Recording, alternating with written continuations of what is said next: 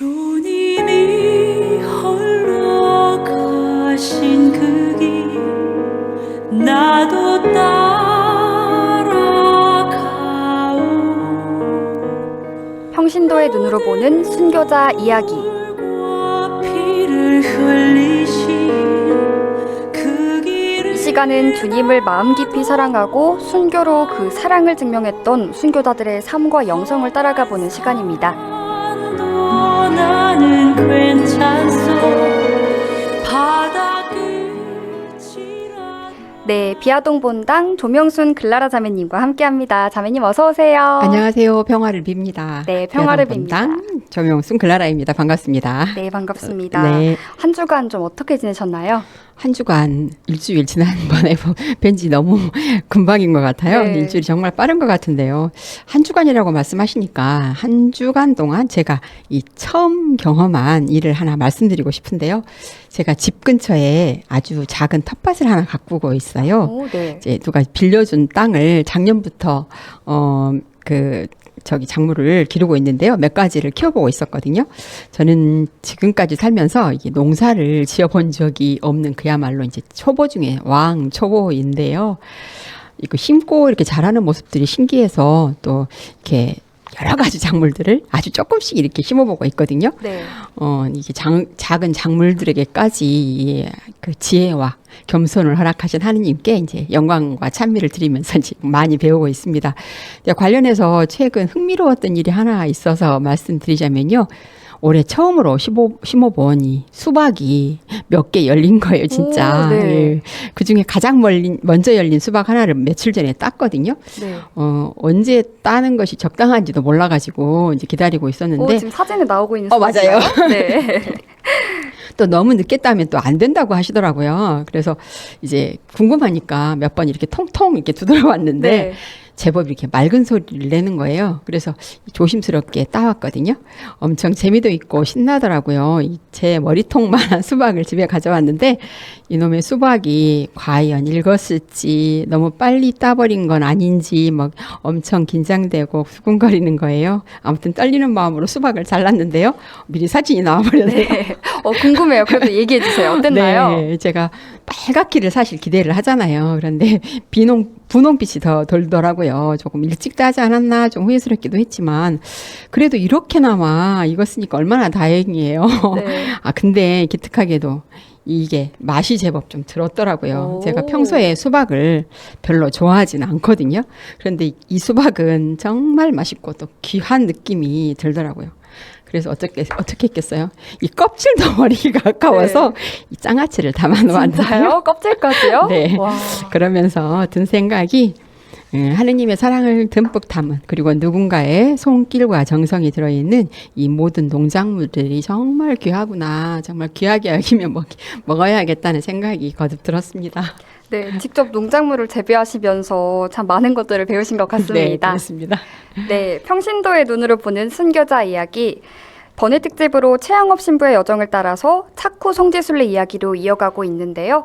7번째 시간입니다. 오늘은 어떤 이야기 들려주실 건가요? 네, 지난 시간부터 이번 순례의 목적지인 차쿠아 그 백화점에서 한국교회사회의 인연과 의미를 나눠보고 있는데요. 지난 시간에는 최양업, 김대검 두 신학생이 1842년 10월 26일 이 백화점 교우촌에 그 두 요셉 회장 댁에서 유숙하게 된 첫 번째 인연과 또 백화점 교우촌에 남게 된 김대건 신부가 또 조선으로의 입국로 탐색을 위해서 그곳에 머물면서 이 4통의 편지를 썼다는 두 가지 의미에서 이야기 나누어 보았습니다. 네, 그럼 오늘 이어서 차쿠와 백화점이 우리나라 가톨릭 교회사와 어떤 인연이 있는지 그리고 그 인연이 무슨 의미를 가지는지에 대해서 이야기 나눠보도록 하죠. 네, 세 번째 인연은 1849년 4월 15일 이 상해에서 사제사품을 받은 최양업 신부를 통해서 이어집니다.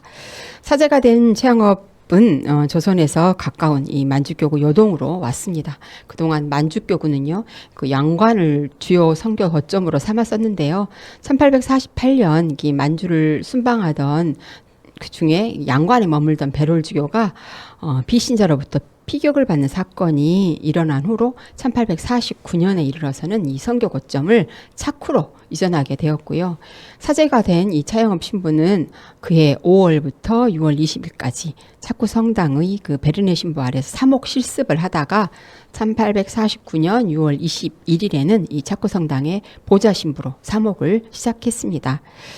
당시 보좌 신부로 활동을 시작하기에 앞서서 이 베르네 신부 앞에서 했다는 그 선서문이 지금 화면에 보이는 것처럼 차쿠 성당에 걸려 있더라고요. 제가 읽을 수는 없었지만 이 친필로 쓴 선서문을 보니까 그곳에 머물렀을 최양업 신부님이 175년이라는 시간을 뛰어넘어서 그분의 현존이 느껴지는 순간이었습니다. 이 차쿠에서 보좌로 사목을 시작한 최양업 신부는 이 중국 땅에서 이 중국의 신자들을 대상으로 사목을 하신 이 첫 번째 조선인 성직자가 된 셈입니다. 네, 최양업 신부님께서 1850년 10월 1일 도안골에서 쓰신 7번째 서원에 이때 활동했던 내용들이 실려 있었다고요? 네, 그렇습니다. 자매님께서 그러면 그 내용 일부를 소개해 주시면 좋을 것 네. 같아요.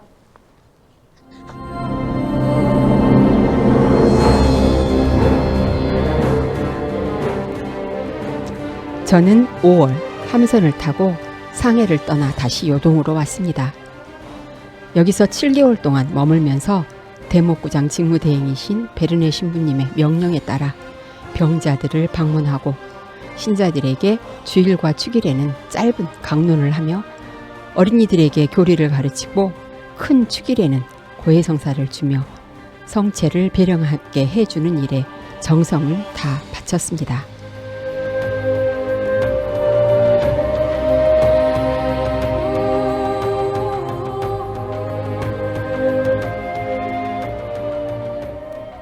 네, 여러분은 지금 평신도의 눈으로 보는 순교자 이야기 함께하고 계시고요. 오늘은 최양업 신부님의 첫 선교 사목지인 중국의 차쿠 이야기로 함께 나눠보고 있습니다. 자매님 계속 이어가 주시죠. 네, 최양업 신부가 1849년 말 조선으로 귀국한 뒤에도 베르네 신부는 차쿠에 거처했던 것으로 보고 있는데요. 베르네 신부는 1854년 말 조선 교구장으로 주교 서품을 받고 또 주교 서품식을 갖고 1855년 9월 요동을 떠나서 조선 대교구 제4대 교구장으로 조선에 오셔서 1866년 병인박해에 순교에 이르게 되십니다. 네, 1866년 병인박해 직후 차쿠는 조선 천주교회의 마지막 보루 역할로 다시 한국 천주교회와 깊은 관련을 맺게 된다고요? 네, 그렇습니다. 병인박해 이후에 조선에 파견된 선교사들이 임명은 되었지만 박해였기 때문에 조선으로 바로 들어가지 못하고 이 차쿠와 영간 성당에 거주하게 되었던 것인데요. 리샤르 신부, 또 마르티노 신부, 또 블랑 신부 등이 차쿠에서 머물렀고요. 병인박해 조선을 탈출한 또 칼레 신부가 차쿠로 와서 또 합류를 했고요. 또 니데르 신부 역시 가까스로 조선을 탈출한 후에 차쿠로 와서 조선으로의 그 재입국하기 위해서 모색하게 됩니다. 네, 그리고 조선 교회사에서 또 하나의 의미 있는 일이 차쿠에서 진행되죠? 네, 조선에서 탈출한 니델 신부는 1868년 12월 이 조선 선교사들과 함께 이 차쿠에 모여서 조선 교구 성직자 회의, 즉 신호들을 개최하게 됩니다. 어떤 내용들이 좀 다뤄졌을까요? 네. 제1차 성직자 회의는 1857년 서울에서 개최가 되었었고요. 이 차쿠에서 개최된 제2차 성직자 회의에서는 주로 그 조선 입국과 전교에 관한 내용, 그리고 전교 후의 그 사목 방향 등에 대한 내용이 결의되었다고 합니다. 네, 그리고 차쿠는 또 임시 조선 교구청이 되었다고요? 네, 이 차쿠에 머물면서 조선교구의 장상으로서 역할을 하던 니델 신부가 1869년 4월 27일 조선의 제6대 교구장으로 임명이 됩니다. 이 조선 교구장이 된 니델 주교는 조선교구의 대표부를 차쿠에 두고요. 당시 조선 선교사로 임명되어서 대기 중이던 니샤르 신부를 이 차쿠 본당의 주임으로 임명하면서 조선교구 대표부의 일과 또 격리를 맡아보게 하는 등 교구장으로서의 본격적인 활동을 시작하게 되는데요. 이 조선 땅이 아닌 이 중국 땅 차쿠에 조선 교구청이 있게 된 셈이 되는 것입니다. 네, 그리고 차쿠 지역에서 우리가 또 중요하게 살펴야 할 사실이 있다고요? 네, 니델 신부는 차쿠 성당을 선교사들의 그 조선 입국의 거점으로 삼을 생각을 하게 됩니다. 1869년 1월 말 혹은 2월 초에 니델 신부는 이 만주 교구장인 베롤 주교와 협의를 해서 이 지역에 이 사목 관할권을 부여받기로 한 것입니다.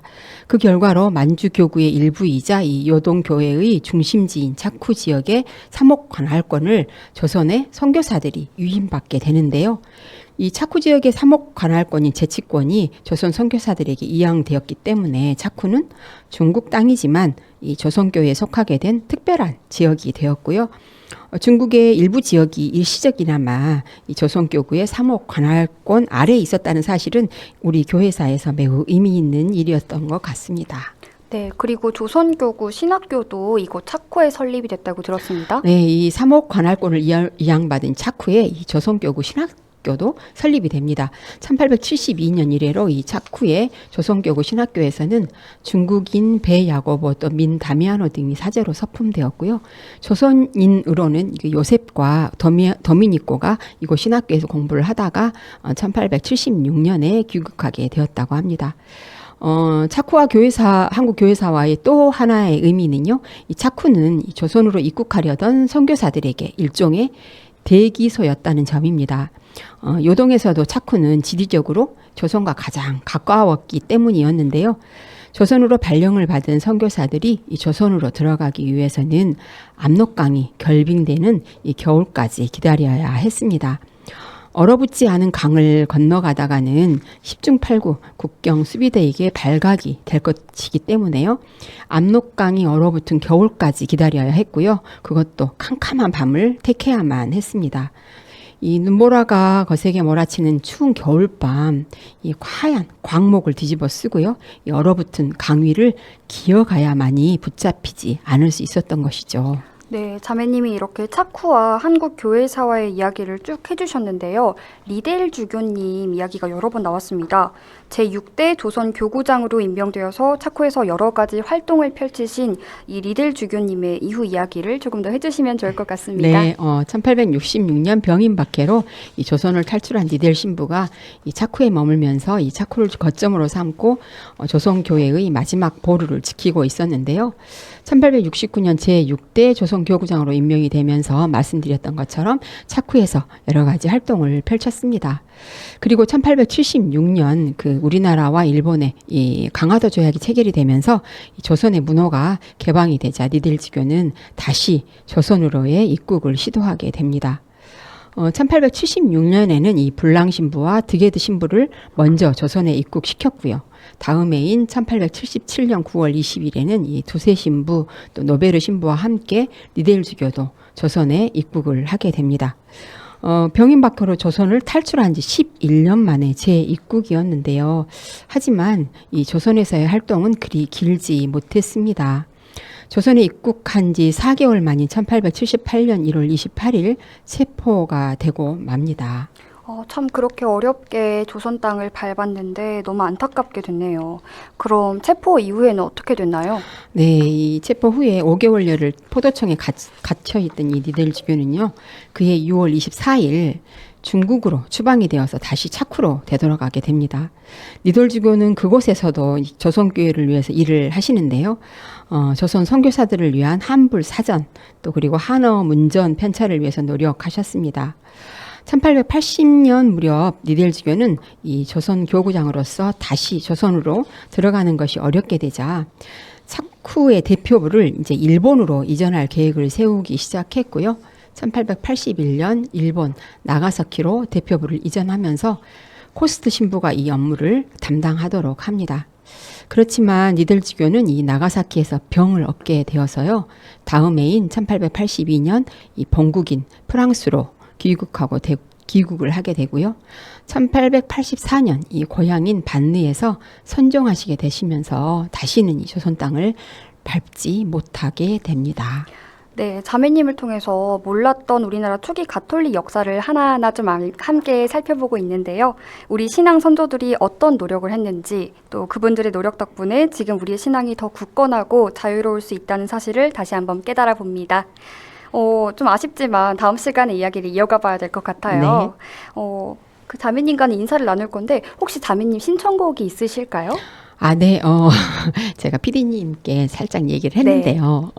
제가 어젯밤에 이 사운드 오브 뮤직이라는 영화를 오랜만에 고전 영화를 좀 좋아해가지고 봤어요. 근데 거기서 이 에델바이스라는 정말 노래가 나오는데 너무 감동적이었거든요. 그래서 이 노래 그 추억을 가져가고 계시는 여러 청취자분들과 같이 들었으면 좋겠다 싶어가지고 신청을 했는데 그때의 버전은 없고 다른 버전으로 들려주신다고 했습니다. 네.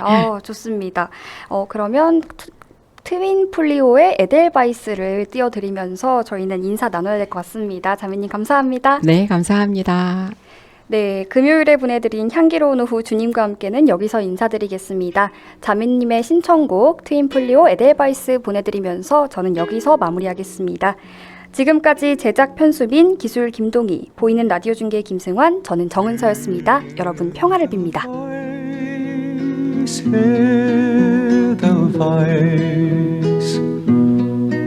아침 이슬에 젖어